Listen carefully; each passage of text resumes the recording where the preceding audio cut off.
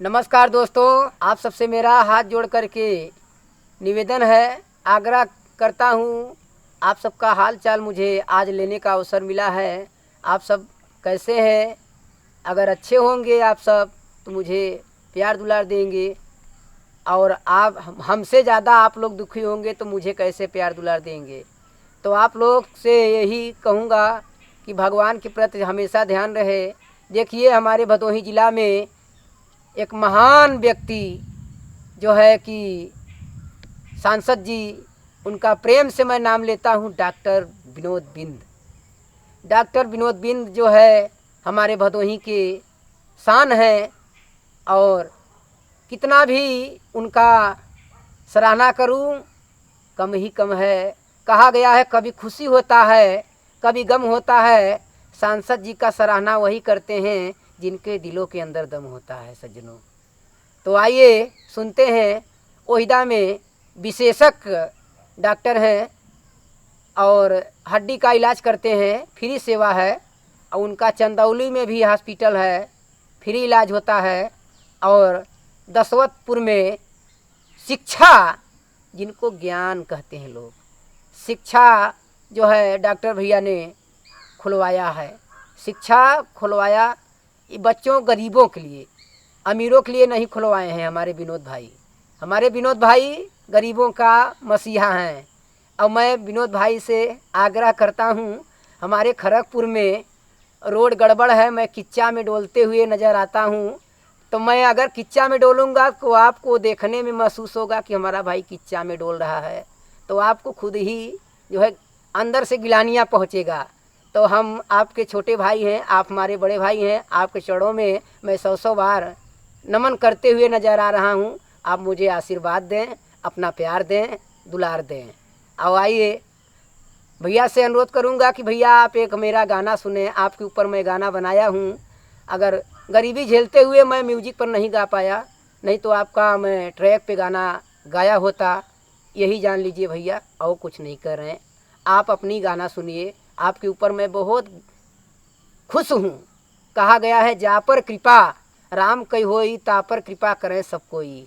आप महान हैं, आपका सम्मान मेरे तरफ से हमेशा रहेगा। आप कभी मेरे गांव आइएगा, मैं आपको चाहता हूं कि भैया मेरे गांव आए। अभी तक मैं आपको माला नहीं पहनाया हूं, यही जान लीजिए। आप मुझसे मिलिए, मैं आपको माला पहनाऊं, मेरा चोला गदगद हो। तो आइए सुनते हैं।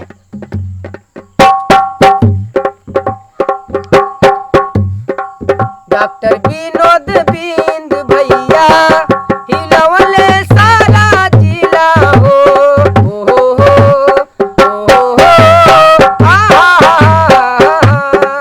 डॉक्टर विनोद बिंद भैया हिलवले सारा जिला हो।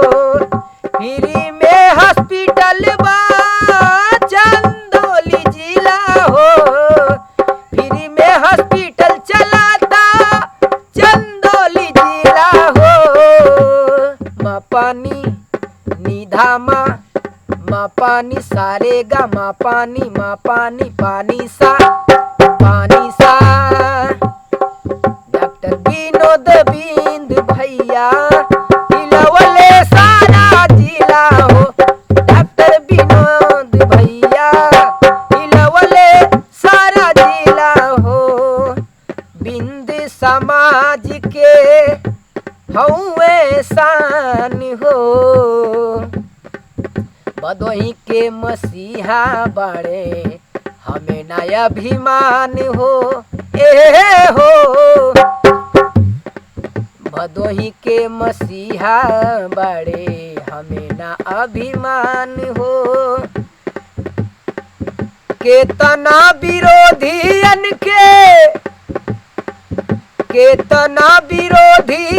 के चौक दिहल खिला।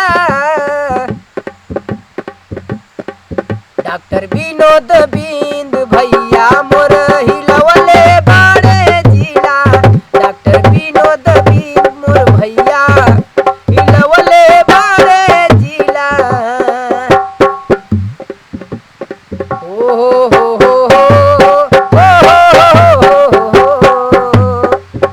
आगे चल के बढ़ी करी है भैया विकास हो, जवन जवन घाटी करी है आजाद हो।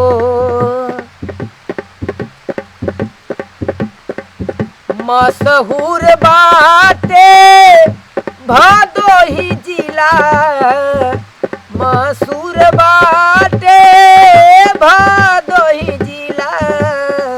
हे जिला जिला हिलवले बाड़े, जाला जिला हिलवले बाड़े, जिला जिला हिलवले बाड़े, जिला जिला हिलवले बाड़े। डॉक्टर विनोद बिंद भैया कई जिला हिलवले बाड़े, डॉक्टर विनोद बिंद भैया कई जिला हिलवले बाड़े। ओ बिशुनपुर डफका बाटे, घरवा खरकपुर हो, ए हो बिशुनपुर डफका बाटे, घरवा खरकपुर हो। डॉक्टर विनोद भैया सो नइखे रहब दूर हो, डॉक्टर विनोद भैया हो नइखे रहब दूर हो। ओ औरऊ हिलावा जिला और विकास करा, माता रानी आपके और उन्नति को ले चले भैया। बड़ी खुशी के बात बा कि आप सांसद हो गए हमारे जिले से, हमको बहुत अच्छा लगा। अब आपसे मिलेंगे एक दिन, आपको माल्यार्पण करेंगे जो कुछ होगा हमारे पास।